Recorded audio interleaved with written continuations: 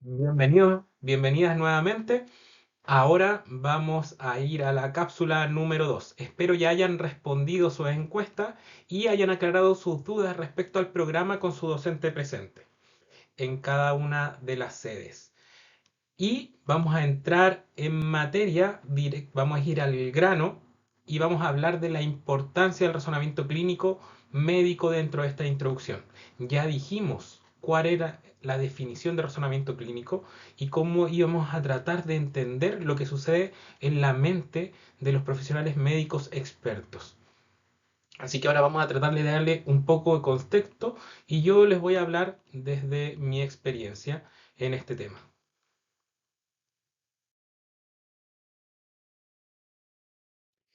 ¿Por qué se habla de razonamiento clínico médico en estos momentos? ¿Por qué no ha sido algo que se ha hablado siempre? ¿Por qué es un boom? ¿O por qué cada vez tiene mayor importancia?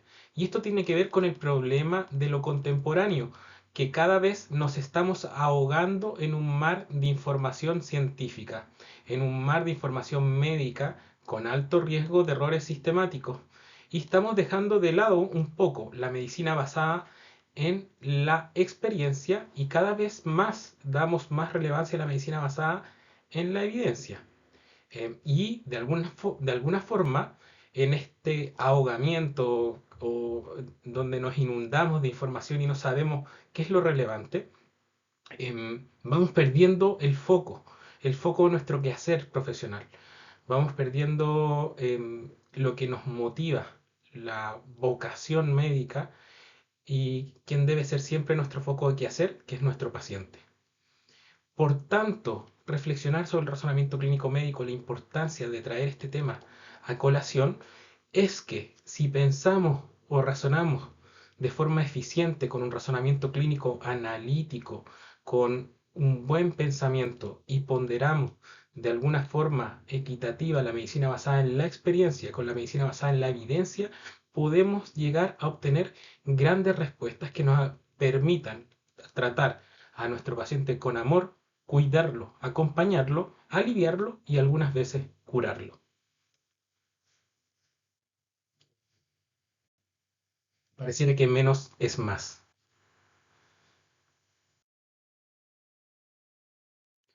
¿Qué otro problema tenemos en la actualidad?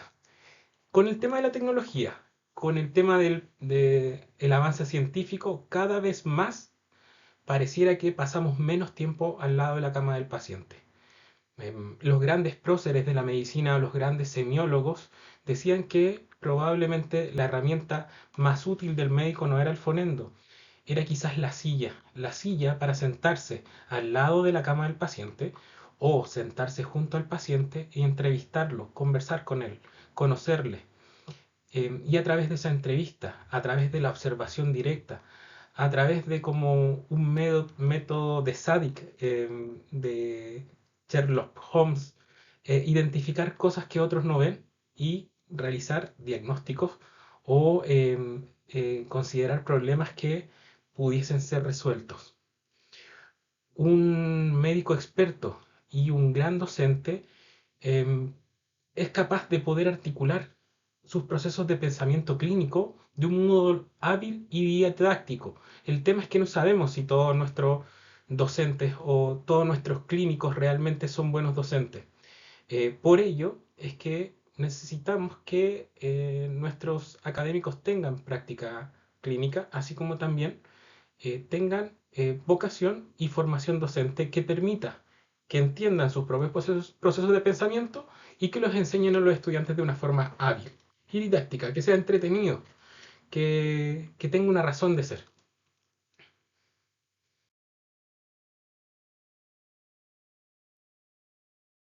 Bueno, a modo de ejemplo, ahora les traeré una serie médica que se llama, un videoclip de una serie médica que se llama ER. Yo soy bien cinéfilo y soy fanático de todas las series médicas.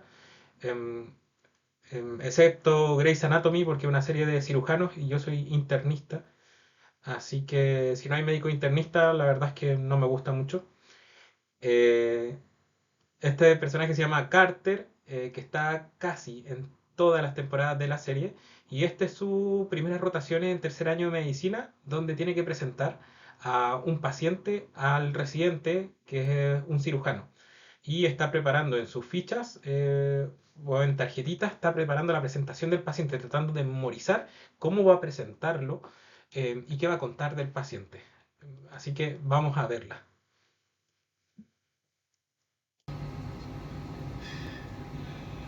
A ver, quiero oírlo. Varón, 60 años, daño vascular periférico severo, manifestado por caída de pantorrilla izquierda.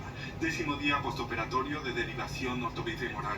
Curso postoperatorio normal hasta hace 6 horas cuando comenzó a experimentar dolor creciente en cuadrante inferior izquierdo sin factores provocantes. Salvó una gran cena mexicana. ¿Medicación? 30 centímetros de leche de magnesia. ¿El segundo apellido de su madre? Segundo apellido de su madre. Si lo busca. Es un chiste.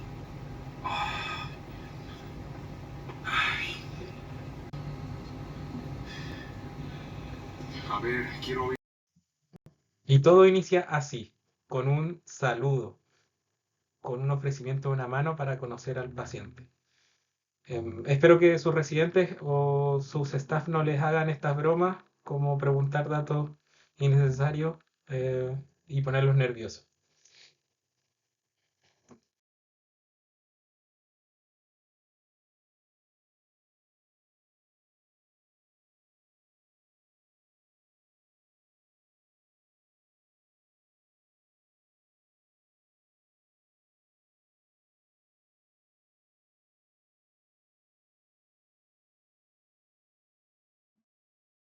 Solo les traigo a colación recordar el concepto de qué es el razonamiento clínico médico. Es el corazón y la mente de la práctica clínica, es el proceso metacognitivo mediante el cual observamos, recopilamos, evaluamos e interpretamos información ¿para qué? Para resolver problemas clínicos de pacientes, para ayudar a pacientes, para extraer conclusiones y luego de haber extraído esas conclusiones, aprender y hacerlo mejor la siguiente vez, aprender de la experiencia.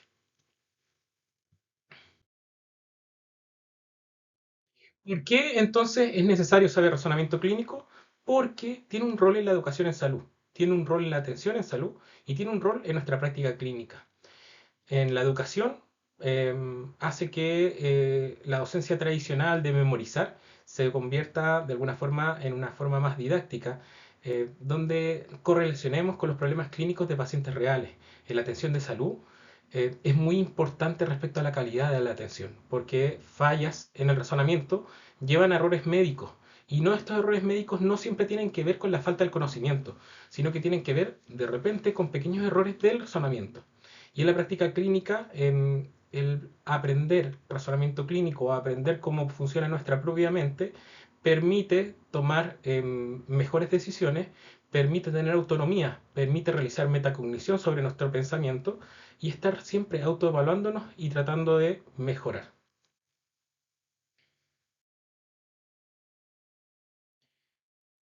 ¿Por qué es importante el tema? Porque tiene un interés creciente en el mundo, y así como existen sociedades internacionales europeas de broncopulmonar, la Sociedad Europea de Medicina Interna, la Sociedad Americana del Corazón, etcétera, también hay un interés creciente por generar sociedades que tengan que ver con el pensamiento médico, el razonamiento clínico. Así, por ejemplo, en Norteamérica existe Improved Diagnosis o la Sociedad para Mejorar el Diagnóstico en Medicina. Existen alternativas como DIDACT, que es una asociación que lo que se preocupa es cómo enseñar razonamiento clínico en el pregrado, en las escuelas europeas. Existe la alternativa CREME, que es del Reino Unido, que dicta guías de cómo enseñar razonamiento clínico. Ya tiene su primera guía de referencias de expertos de cómo enseñar razonamiento clínico en estudiantes de pregrado. Y otras páginas como Clinical Reasoning, que aparece ahí.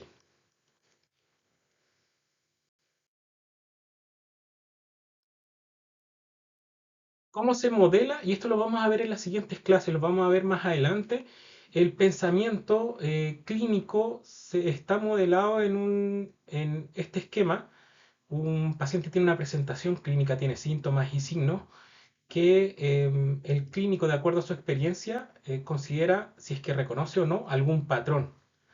Y a partir del reconocimiento de patrón, que es automático, que tiene que ver mucho con el contexto, tiene que ver con el estado de ánimo físico, emocional de la persona que está interpretando esta información, puede llegar a trabajar mediante un sistema uno que trae a la cabeza rápidamente una suerte de diagnóstico.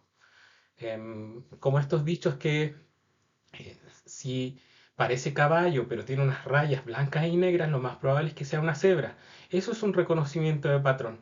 Es una suerte de diagnóstico casi automático porque por experiencia ya lo hemos visto antes. Pero también pasa el pensamiento médico y el razonamiento clínico pasa por un proceso que se llama proceso del sistema 2.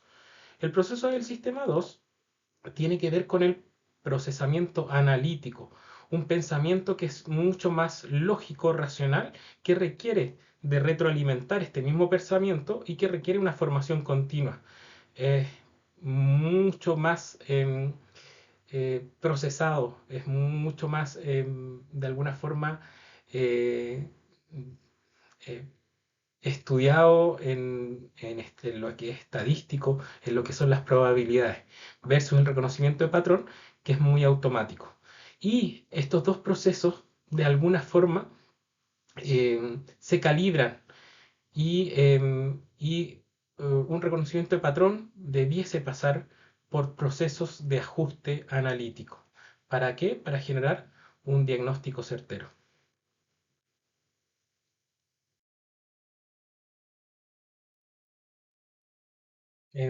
Les traigo esta imagen, espero que no la conozcan.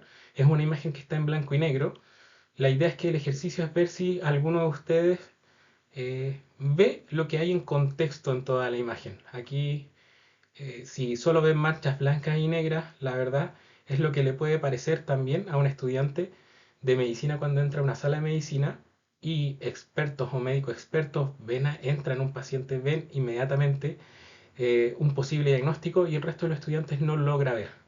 Esto es lo que sucede habitualmente por falta de contexto. Los expertos siempre tienen un cuerpo de conocimiento, estrategias y experiencias acumuladas tan vastas que la verdad es que ven el mundo de una forma diferente. Em, por eso es tan necesario que estos expertos nos ayuden con los contextos, nos ayuden a entender en dónde estamos situados, a quién estamos viendo, cuál es el contexto con el que, o cuáles son los ojos con los que tenemos que mirar esta imagen. Y para ayudarles, les voy a contar que en esta imagen hay un animal. Diciéndoles que hay un animal, ¿alguien ya lo puede ver? Em, es la primera pista que voy a dar.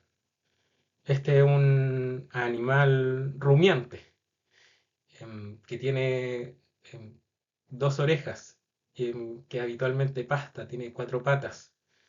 ¿Alguien ya ve al animal que aparece ahí?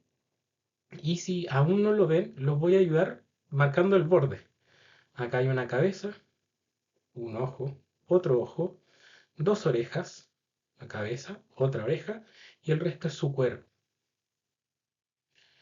Esta es una vaca. Y esto es lo que pasa en el día a día en la mente de los estudiantes que entran recién a una sala de medicina, que entran a un hospital, ven pacientes, pero no logran visualizar muchas veces los contextos y diagnósticos de lo que están observando los expertos. Necesitamos contextos, necesitamos saber dónde estamos situados y debemos ir de lo simple a lo complejo. Debemos ocupar el razonamiento clínico analítico y no solo el reconocimiento de patrones, porque primero tenemos que formar esos patrones. Y ahí una imagen parecida a la que estamos viendo.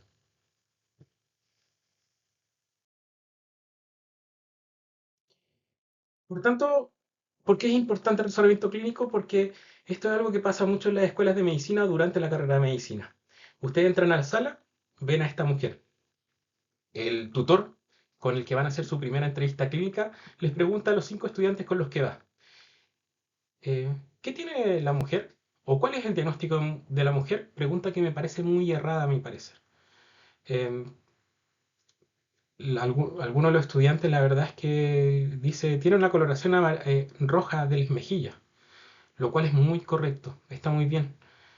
Pero el docente, al parecer, lo que esperaba era que le dijeran que lo más probable es que la paciente tenga lupus, como no es un tema que ha sido estudiado aún, y nadie de los 5 estudiantes contesta en esta pregunta, el docente cree que son estudiantes que han estudiado poco, que les falta conocimiento, y se preconiza esto que se llama Go and Read, o anda y lee. Ustedes 5, dado que no estudiaron hoy día, mañana van a estudiar lupus y mañana los voy a interrogar de lupus. Y acá viene la idea errónea. La idea errónea es que la mayor parte de las veces los errores de razonamiento clínico no se deben a que falte conocimiento, sino que se deben a errores propios del proceso de razonamiento. Por tanto, eh, es la incapacidad de aplicar ese conocimiento a una situación real.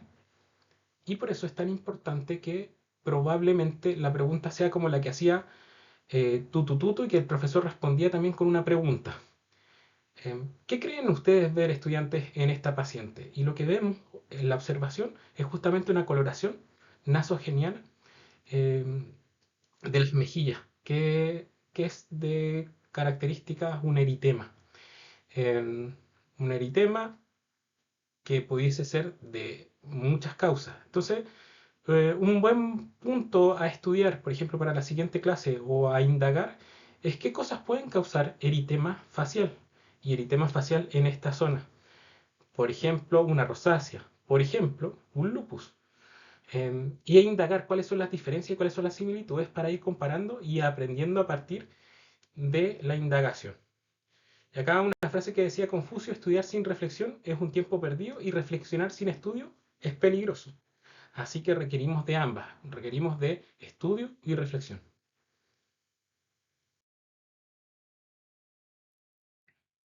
Otra imagen respecto a contexto, o sea, o como anda y lee, ¿alguien logra ver ahora? También seguimos con animales. ¿Alguien logra ver algún animal ahora? Les diré que está en una selva. ¿Ya lo vieron? Si no lo han visto aún, vamos a cambiar la imagen, vamos a ponerla en colores para ver si logran ver todo el contexto entre este patrón. Y acá está un tigre. Un tigre estaba ahí en la imagen. Entonces, el reconocimiento de patrón es fundamental, pero requiere contextos.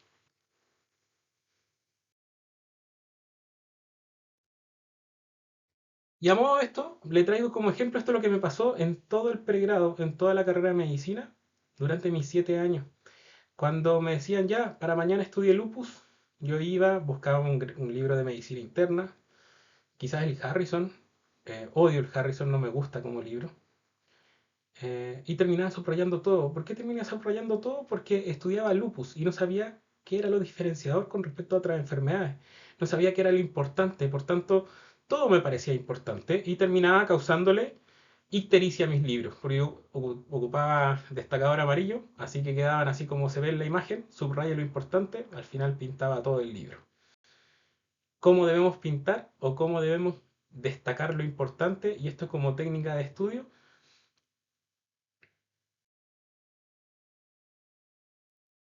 Acá van algunas propuestas. Una cosa se llama lectura activa. La lectura activa significa que mientras yo leo, empiezo a indagar y buscar información para comparar con respecto a otras cosas, para buscar qué es lo importante. Y construyo enfatizando en la comparación. Por ejemplo, eh, si me mandan a estudiar lupus, sería mucho más conveniente que yo estudiara en esta mujer el eritema facial o qué es el eritema. Y a partir del eritema facial buscara causas y dentro de estas causas generara esquemas diferenciadores donde viese qué es lo similar y qué es lo distinto y construyera de acuerdo a que sea accesible al entorno clínico, o sea, con ejemplos de pacientes, y lo vaya organizando en este círculo virtuoso que genera de alguna forma la comparación. Cuando estudio, por ejemplo, 3 diagnósticos diferenciales que generan eritema facial, me doy cuenta de cuáles son similitudes y diferencias y termino destacando solo lo importante que diferencia a una patología de la otra.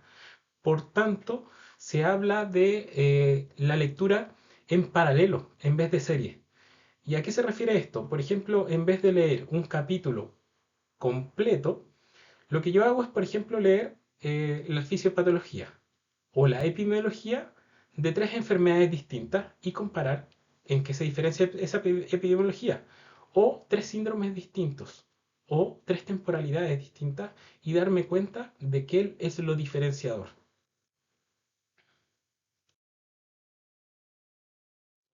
Por tanto, la propuesta es comparar, leer presentaciones clínicas o aprender medicina o aprender semiología a partir de conjuntos de síntomas y signos, lo que se llaman síndromes, que ya lo van a ver cuando pasen a semiología. Y leer, como ya dije, en paralelo o verticalmente, buscando características diferenciadoras. Y cuando compare, le sugiero que de acuerdo a su memoria de trabajo, siempre genere comparaciones de dos o tres elementos. Máximo cinco elementos. ¿Y esto por qué? Porque nuestra memoria de trabajo comparativa le cuesta comparar de forma simultánea más de tres elementos. Por eso que cuando memorizamos, por ejemplo, el número telefónico, lo memorizamos en pares o trío. No nos aprendemos un número completo de 7 o 8 cifras. Por eso que cuando comparamos tres enfermedades no es fácil para nuestro cerebro. Ya cuando son 5 es un poco más difícil. Por eso la sugerencia es de 3 a 5.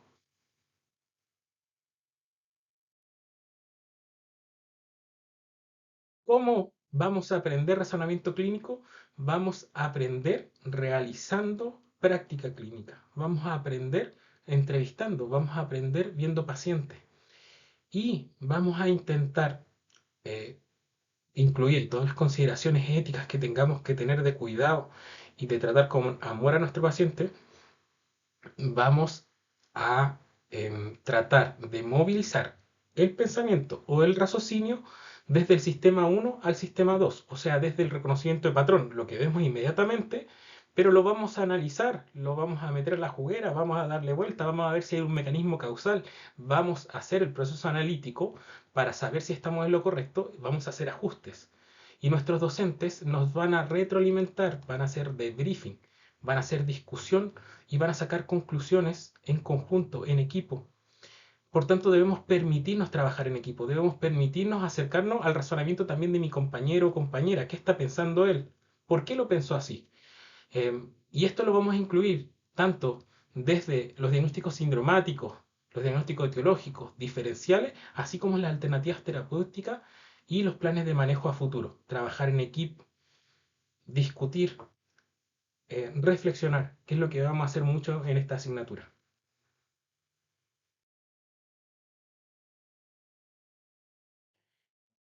A modo de ejemplo, la importancia del razonamiento clínico, hay grandes teóricos sobre cómo funciona el cerebro o de un experto, de construir un esquema de pensamiento de cómo tomar decisiones.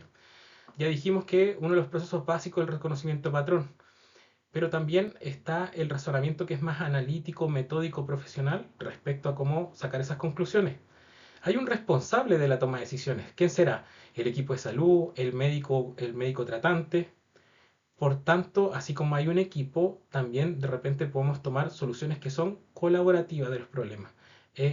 Tomar todo lo multifactorial y el ambiente para realizar acciones interactivas y enfocarnos en lo social y en lo ecológico, en el contexto, para resolver estos problemas en contexto, para tomar decisiones bien llevadas, que, que hagan cursar esta reflexión al novato, al experto, al componente social ecológico y que esta co-construcción de alguna forma lleve a la solución de un problema de forma integral.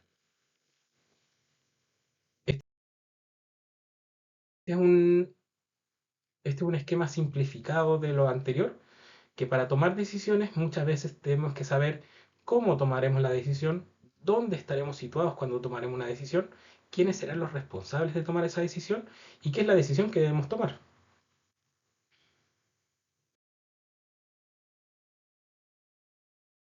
Para finalizar, les traigo también del cinéfilo, les traigo un clip de una película que me encanta en- y que da motivo de la medicina centrada en el paciente, de conectar con el paciente, de tratar al paciente con amor. Eh, es la labor de nuestro quehacer. Y acá, de esta película, Patch Adams, un estudiante de segundo año de medicina, da una gran lección a un docente experto. Vamos a verlo. Dr. Burkhardt, please dial line 124. Please dial line 124. Here we have a juvenile onset diabetic with poor circulation and diabetic neuropathy. As you can see, these are diabetic ulcers with lymphedema and evidence of gangrene. Questions? Any osteomyelitis? None apparent, although not definitive. Treatment? To stabilize the blood sugar, consider antibiotics, possibly amputation. What's her name? I was just wondering the patient's name. Marjorie. Hi, Marjorie. Hi. Yes, thank you. Let's move on. What are you doing? Continuing the experiment. Encina. Recuerden saludar, conocer y conectar con sus pacientes.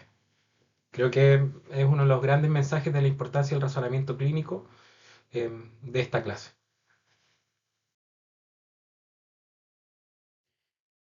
A modo de resumen, ¿qué veremos en esta asignatura? Veremos muchos elementos que tienen que ver con... Este es un diagrama que trata de integrar todos los elementos que involucran el razonamiento clínico médico, como a modo de resumen de esta clase. 1. El razonamiento clínico médico es una práctica centrada en el paciente.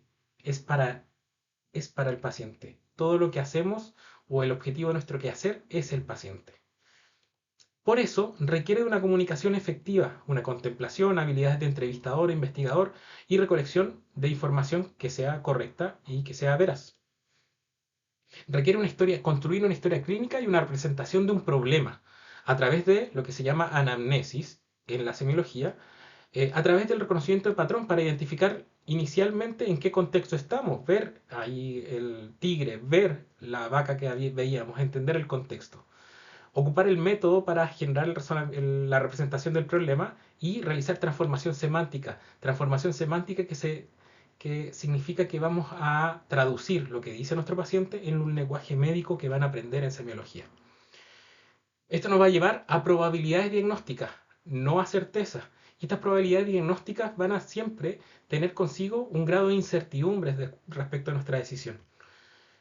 Para disminuir esa incertidumbre, ocuparemos pruebas complementarias o exámenes complementarios que van a tratar de disminuir nuestra incertidumbre y a aumentar nuestra probabilidad diagnóstica. Y a partir de esto lo compararemos en nuestra memoria con algo que se llaman guiones de enfermedad, que es como el guión de una película, pero en este caso de un diagnóstico que nosotros vamos enriqueciendo en nuestra vida profesional y que vamos de alguna forma cada vez agregando más información, pero estructurándolo de mejor forma. ¿Cómo logramos esto? A través de un equilibrio entre la medicina basada en la evidencia y la medicina basada en la experiencia, que tiene mucho que decir. Nuestros docentes con experiencia, nuestros docentes con gran trayectoria, tienen mucho que aportar en nuestra práctica clínica. Y tenemos que entender que como vivimos en incertidumbre, muchas veces requeriremos tomar decisiones de forma compartida, trabajar en equipo, pedir ayuda y tener algún grado de metacognición donde razonemos sobre nuestro propio pensamiento, busquemos posibles sesgos, tratemos de evitar ciertas heurísticas para no cometer errores y para no afectar a nuestros pacientes.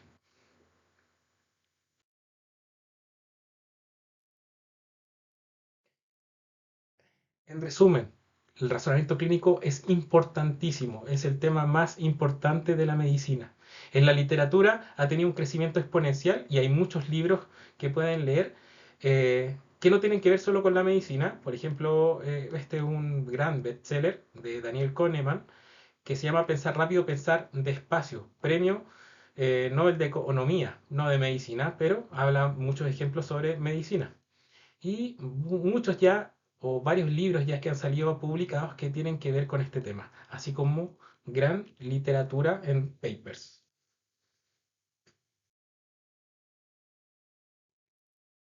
Aquí algunos libros que yo utilicé para esta presentación y que creo son recomendables para esta asignatura. Y algunos, algunos artículos que también son recomendables. Como a modo de introducción, espero que sea una asignatura que disfruten.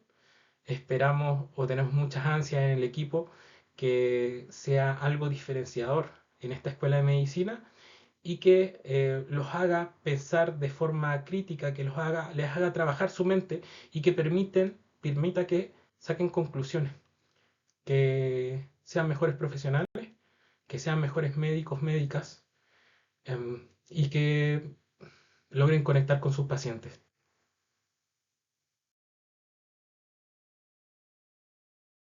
Muchas gracias por su atención. Em, el año pasado creé un Instagram que se llama Razonamiento Clínico, _med.chile, para difundir esto del razonamiento clínico. Y el abajo es mi Instagram personal y mi contacto de la San Sebastián, mi mail, por cualquier duda o pregunta. Espero que les haya gustado y nos estaremos viendo para contarles sobre cómo fue la historia del razonamiento clínico en la cápsula número 3 la siguiente semana. Que estén muy bien, disfruten de la discusión, eh, disfruten de la asignatura y espero que aprendan mucho en esta asignatura. Que estén muy bien.